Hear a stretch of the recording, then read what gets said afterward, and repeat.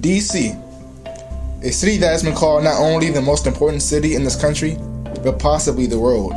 On a daily, many topics get discussed, but too often one topic in particular gets left out. Define what marijuana is. It is the buds from a cannabis plant that grows in the ground.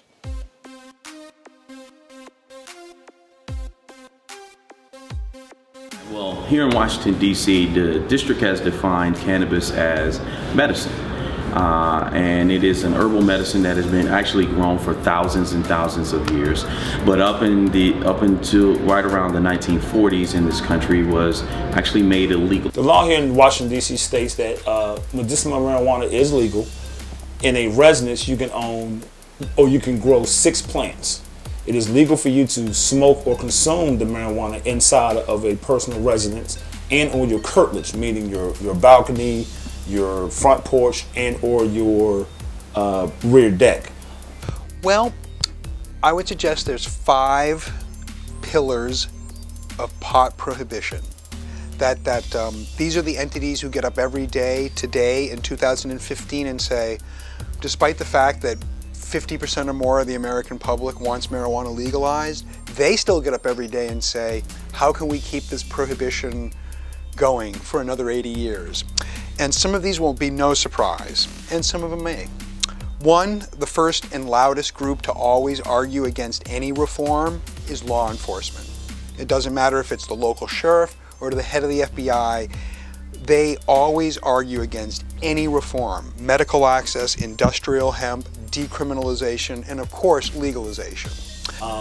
There are a large set of people that start off with marijuana, which may lead to them using harsher drugs, heroin, crack cocaine, powder cocaine, But a lot of people have said that they started off smoking marijuana, and once they have reached the climax of them smoking the marijuana, then they move to harsher or harder drugs or narcotics.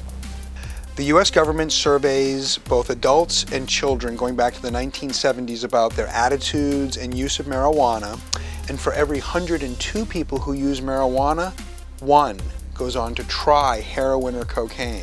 From New York is Asa Hutchinson, former administrator of the U.S. Drug Enforcement Agency, also known as the DEA.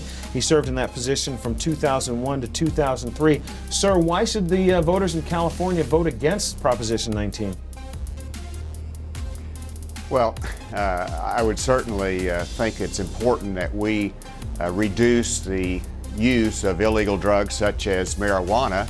And history teaches us that if you legalize it, use will go up.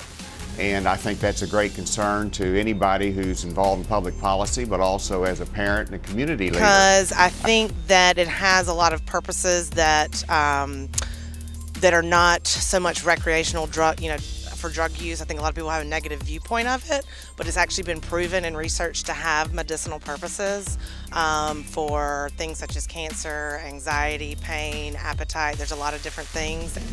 Marijuana is addicting if it's used improperly, but used medically, and there are very valid medical reasons to utilize extracts or products from marijuana in medical procedures, is a very valid medical use under the direction of a doctor. And it's actually less dangerous than some narcotics that doctors prescribe all over this country. There are a lot of patients, because of different treatments that they're undergoing, have adverse side effects that we know cannabis can be helpful for. For instance, if you look at patients suffering from HIV or patients that actually have AIDS and things like that, some of the medicines that they're being forced to take oftentimes cause them to have reduced appetite, suffer cachexia, which is wasting syndrome, and things of that nature. We know that cannabis can be a helpful appetite stimulant, and as a result of that, a lot of the physicians in Washington, D.C. have sought to utilize cannabis as an alternative treatment versus some of the other harmful substances out there. There have been, based on my opinion, hundreds and thousands of misdemeanor arrests for the possession and or the consumption of marijuana.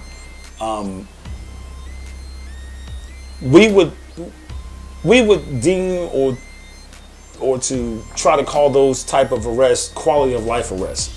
And another quality of life arrest would, for an example, would be consuming alcohol in public space. I don't believe that I've ever heard of anyone going to Weeds Anonymous, such as Alcoholics Anonymous or Narcotics Anonymous. Well, what about drugs? Why don't they just stop selling drugs? That's a great example. If you go not far from here, Peter, to the National Institute of Health and ask, do blacks use drugs or sell drugs more than anybody else in this country? They say no. African Americans, about 13% of folks who are involved in drugs. But if you go really 2 blocks from here to the Department of Justice, ask who's locked up for drug crimes, 60% are black. 13% of people who do the crime, 60% of people who do the time. You can't tell me that in every major city, I am more likely to go to jail for cannabis solely because I'm black. Not because I'm wealthier or poorer, not because I live in one place versus another, but the only place we see these lines being drawn are along racial lines.